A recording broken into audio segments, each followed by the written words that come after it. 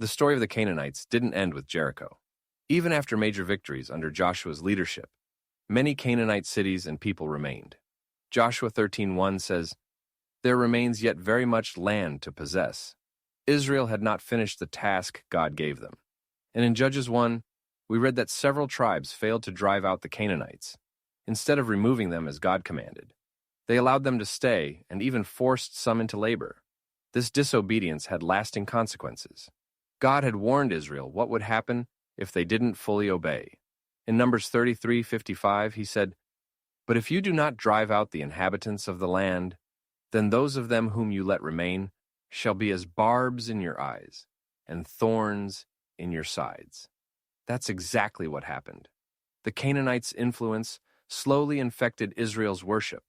Instead of remaining pure and faithful to God, Israel began worshiping Baal, Asherah, and other false gods.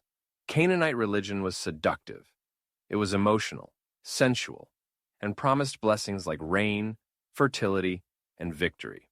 They worshipped Baal, the storm god, and Asherah, a fertility goddess. Their rituals included sexual acts with temple prostitutes, and even the sacrifice of children to Moloch. This kind of worship was completely against everything God stood for. He is holy, and he called his people to be holy. Yet Israel constantly fell into these practices. Judges 2:17 says, "They whored after other gods and bowed down to them. They soon turned aside from the way in which their fathers had walked."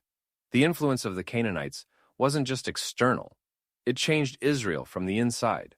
This pattern of compromise, idolatry, and judgment repeated for generations. Even King Solomon, the wisest man on earth, was not immune. In 1 Kings 11:5, it says, "Solomon went after Ashtoreth, the goddess of the Sidonians." He allowed foreign wives to bring in false worship, building altars to Canaanite gods. This angered God, and eventually led to the kingdom being torn in two. The prophets were constantly calling Israel back to true worship.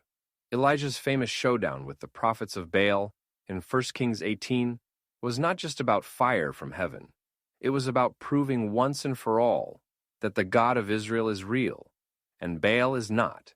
Elijah prayed, and God answered with fire, consuming the sacrifice. The people cried out, "The Lord, He is God." But the influence of Canaanite religion was so deep that many still returned to their old ways.